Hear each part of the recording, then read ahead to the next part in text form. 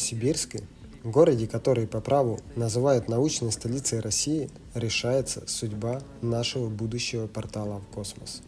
Это Руслан Балаш, архитектор и идеолог проекта «Уральский Марс». Его цель – найти сердце для нашей будущей обсерватории. То, что вы видите, это не просто мастерская, это одно из немногих мест в России, где рождаются профессиональные телескопы, способные заглянуть в самые дальние уголки Вселенной. Мы в гостях у компании Астросиб. Руслан, Здравствуйте. здравствуйте. Меня зовут Да. Антон Савельев, я руководитель компании Астросиб. Вот, сейчас мы вам расскажем, что мы тут делаем. Перед нами телескоп диаметром полметра.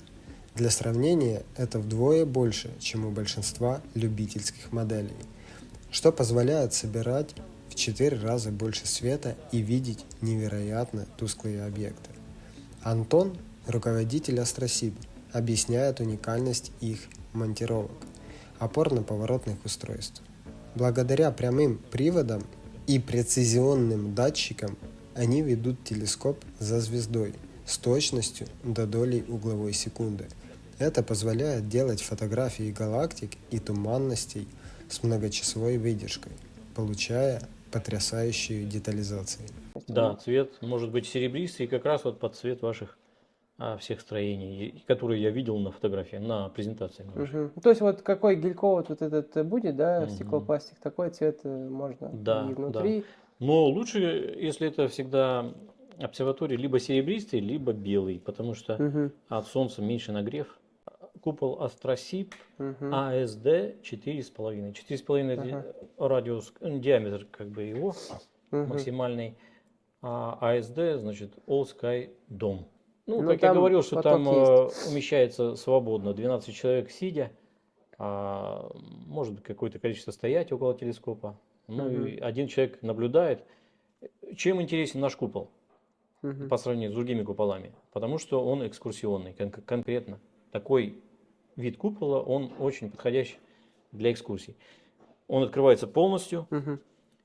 и все люди сидят и 16, да, человек слушают худых. лекцию, да, под звездным небом, не просто смотря в стенки купола или в щель, которая открыта, как обычно бывает в старых куполах, Мгм. а смотрят на звездное небо. Этот экскурсовод с лазерной указкой проводит лекцию по Мгм. звездному небу, а один человек тем временем смотрит на какой-то объект.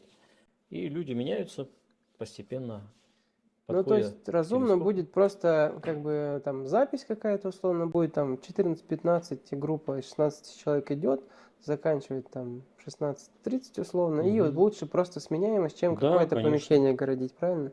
Конечно, да. Мгм. Вот Ну, кроме уже того, если это просто экскурсия под звездным небом, могут люди вокруг купола стоять и слушать экскурсию. фундамент вот этому куполу свайного какого-то достаточно, да? Нет, обычно, ну, свайный может быть, но обычно это такая площадка забетонированная, армированная, естественно, под контур нашего основания купола. Круглая. Да, круглая с двумя выступами. Ну, это, То есть прям такая монолитная ЖБ-плита условно, да? да. Соответственно, столб для телескопа должен Мгм. быть. Ну, если эта плита мощная, монолитная, то она может быть соединена вместе со столбом самого телескопа. Мгм. Хотя кажется, что ну, конструкция сама легкая, стеклопластик, там тоже все карбоновое легкое получается, но все равно ЖБ нужна как бы для... Да, нужна не потому, Мгм. что, чтобы выдержать вес купола, а для того, чтобы устранить вибрации. В основном фундамент нужен не столько для купола, сколько для телескопа. Чтобы люди, которые ходят вокруг телескопа, не качали этот телескоп. Ну, то есть, чтобы он Ну, не то есть для вибрировал. оптики, для всей, вот тоже вот интересная информация, то, что вот сразу кажется, что это вот тяжелое нужно для устойчивости, а вот нет для отсутствия вибрации. Вот преимущество такого купола для экскурсий и для наблюдений общественных. Потому что в обычном традиционном куполе, где открывается часть небосвода, проводить экскурсии ну, невозможно. Как вот я выяснил в нашем Новосибирском планетарии, когда много людей, все тепло от их тел устремляется в эту щель купола и портит сильно изображение. Ну, Это я она много раз как бы искажает потоки, проверил. да, вот эти. Да, да. А здесь этот эффект отсутствует. То есть, как, ну, Да, скажем, но этот вентиляция. купол имеет функцию, что открываться частично. Если, например, какой-то сильный ветер боковой, мы можем открыть, например, половину или даже меньше половины. Оттенить как-то, да? Да, как-то оттенить и наблюдать уже с не полностью открытым куполом, если такая необходимость есть. Да, вот некоторые наши заказчики, это в основном профессиональные астрономы, они предпочитают еще поднять этот купол над землей. Почему? Потому что вот приземный слой, нагретая земля в некоторых случаях портит изображение, и если его приподнять, то, конечно, ну, иногда это помогает, и качество изображения улучшается. Ну, то есть вы рекомендуете, в общем, просто фундамент, полусфера вот это получается. Так будет как-то проще, Да, и все то же самое получаем по функционалу. ну да, да. М. То есть немножечко в каких-то, ну это в отдельных случаях, когда, допустим, нет ветра, может быть изображение будет чуть хуже, чем если бы мы подняли. Но зато другие минусы. Во-первых, это много денег лишних, и Мгм. во-вторых, это немножечко опасно для общественных наблюдений. Вот, Ну, а эти риски не да, нужны никому. да. Аналоговость мы можем включить, это как бы опция не сильно дорогая, да? Ну, вот эти посмотреть в глазок. Просто всем это ассоциируется как, ну, с настоящим телескопом, раз ты видишь, а монитор люди думают, ну, наверное, какую-то картинку показывают, условно. Ну Ну, да, то есть, ну да. На самом деле визуальное наблюдение, вот это очень как такая, вот почему-то это недооценивает современная любительская астрономия, а на мой взгляд это очень такое впечатляющее. мгм. Почему? Потому что напрямую фотоны там, от чего-то там, от каких-то объектов падают тебе в глаз. Напрямую, это живое как бы изображение. От какой-то планеты. Да, от какой-то планеты, либо галактики, которая летела там миллиарды лет и Мгм. вдруг попала тебе в глаз. А тут мы видим просто изображение на компьютере, либо на этом. Мы Ну, видим уже не, как бы не то, как бы. уже не то, Для да. ученых Да. нормально, а вот для пользователей, конечно, Ну, хочется. конечно, фотографии дальних особенно объектов, они намного более информативные, намного более красивые, чем Мгм. визуальное наблюдение. Потому что там эффект накопления присутствует. В общем, что мы для себя выяснили?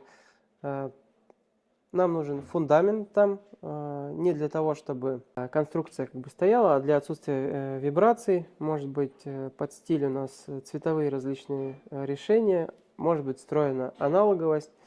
Э, Нам внешнее помещение, скорее всего, никакое не нужно, хотя изначально с этой мыслью ехал, думал, что там люди будут находиться. Ну, вот как бы группами экскурсии, как бы логично, по 16 человек аж получается. Вот, вот такая отправная у нас задача. Потом еще приедет Артем, и мы какое-то уже там коммерческое предложение получим уже, думаю, с чего можно начать какую-то работу. Может быть, это первый объект будет, который именно уже какой-то турпоток будет формировать. В общем, у нас локация Уральский Марс называется. То есть я как бы фотографии там видел все различные, на ютубе смотрел, как это выглядит. Пока сам не приехал, действительно там настолько различные цвета, вот фактуры, ну как бы кажется, что неземные, ну как бы у нас мозг считывает, что это что-то неземное, раз он редко видел. Там планируется какое-то туристическое притяжение, чтобы не только там местные ездили там с Москвы или еще откуда-то, а прям, ну, такое всемирное место, что вот мы же едем куда-то за границу за определенным там опытом. Вот так и здесь, что вот там вот место похожее на Марс. Таких мест на самом деле немного. Есть там, ну, во всяких там Эмиратах, там в пустынях пытаются делать глэмпинги с такой направленностью, но это все равно как бы песок, это видно, а тут сама вот такая почва, она действительно уникальная, даже вода такая. Там можно различные, то есть, ивенты, и направленность его научно-популярный туризм. То есть это все-таки глэмпинг обсерватория будет планируется. То есть, вот, допустим, будет ваш какой-то основной телескоп вот такого плана, потом будет капсула в стиле Марс, ну, в таком футуристичном космическом стиле. И у них будет там небольшие персональные просто телескопчики. Ты можешь там приехать, такой-то там ученый, там, не знаю, диссертацию сидеть, писать, отдыхать, что-то. Не просто там баня, шашлык и так далее, как вот все делают, там эти глэмпинги. А вот что-то такое с какими-то ивентами, дети там могут почту там исследовать. Вот, и, собственно, нам нужен телескоп. Это как бы основа будет базы, то есть и не только там любители хотели приехать, а ну, и Ну, как бы понятно, что профессионал туда прямо за исследованием не пойдите, но какой-то уникальный опыт получить, вот, и получить еще и профессиональные какие-то изображения, посмотреть, ну, то есть, как бы, в любом случае достойно. Вот, в общем, вот такая цель получается. Ну и сейчас продвигаем этот проект. В общем, там будет там фудтрак, различные там, допустим, даже спа может быть. В общем, различные функции, такая как бы экосистема вот нестандартного такого глэмпинга. Поэтому, в общем, такая концепция. Ну, здорово. И вот вы с такими телескопами неожиданными. То есть я мне даже не мог представить, что ну, как-то думал, что проще все будет. Смотрю, какой-то... Еще мне информации не получено было много, как сказать.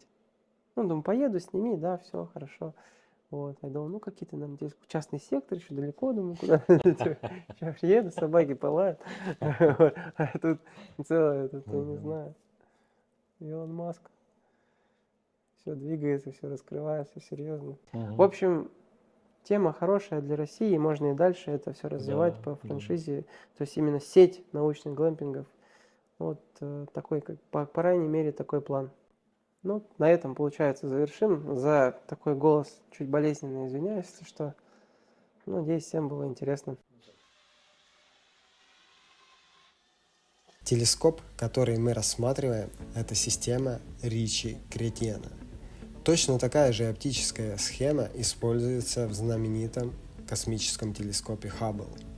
Это обеспечивает широкое поле зрения без искажений, что идеально для астрофотографии. Но что особенно ценно для нашего проекта, это возможность визуального наблюдения. В мире цифровых изображений есть особая магия в том, чтобы увидеть своими глазами фотоны, которые летели к нам миллионы лет от далекой галактики и закончили свой путь на сетчатке вашего глаза.